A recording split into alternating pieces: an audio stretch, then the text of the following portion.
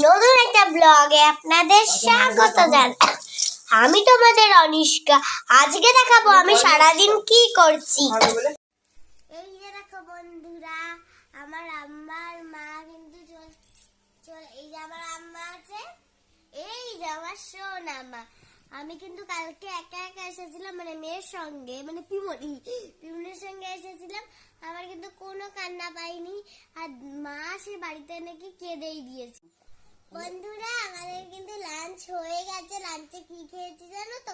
পনির খেয়েছি, ইঁচড় চিংড়ি খেয়েছি, আর হলো ইলিশ ভাপা খেয়েছি। আবার হলো এখন আমরা খাবো হলো ফল। আবার দেখা হচ্ছে সন্ধ্যেবেলায়। Tata, bye bye. বন্ধুরা, আমি কিন্তু এখন খেলা করছি। চলো বন্ধু, খেলা করে নি, এখন আবার পরে দেখা হচ্ছে। টাটা। এই যে বন্ধুরা, আমাদের বাড়ি কিন্তু গপু চলে এসেছে। বলে আমাদের বাড়ির গপুটা মেয়ের বাড়ি ঘুরতে এসেছে। আমাদের বাড়ির গপুটা হলো মেয়ের বাড়ি ঘুরতে এসেছে। কি সুন্দর বলো। বন্ধুরা, সন্ধ্যেবেলা আবার দেখা হবে। তারপরে তোমাদের তো দেখালাম আমি খেলা করছিলাম।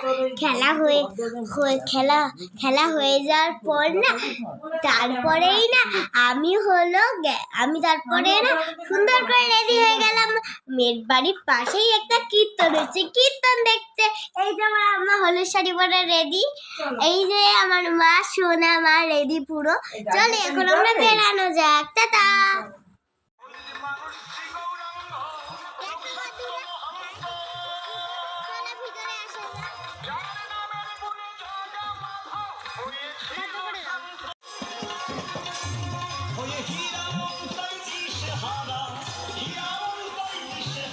এখন জুতোগুলো ঢোকার দরকার নেই। এই যে দেখো মন্দিরটা, কালকে আরো ভালো করে সুন্দর করে দেখাবো মন্দিরটা। এই যে দেখো বন্ধুরা, কালকের জন্য সবজি কাটা হচ্ছে। এখানে সব লোক দেখো সবজি কাটছে, আর ওই পাশে হলো খিচুড়ি আর আলুর দম খাচ্ছে। তোমরা তো বন্ধুরা দেখতেই পাচ্ছ। আর এই দেখো কি লোক, আর এখানে হলো চাল উঠছে। এখান থেকে সবাই লোকজন নিয়ে নিয়ে ওইখানে যাচ্ছে। এই যে দেখো, আরে আশ্রমের সামনেই ছিল হলো ফুচকা। এর লোকটা সামলাতে পারি, টপাটা ফুচকা দোকানে গিয়ে বন্ধুরা, আমরা কিন্তু ওইখানে কীর্তন থেকে বাড়ি চলে এসেছি। বাড়ি এসে রাত্রিবেলা ডিনারটা করে নিয়েছি আমি। তারপরে মা আমায় খাওয়া দাওয়া করিয়ে দিল। তারপরে এখন আমি এখানেই ব্লগটা শেষ করছি। দেখা হচ্ছে next blog. Tata, bye bye.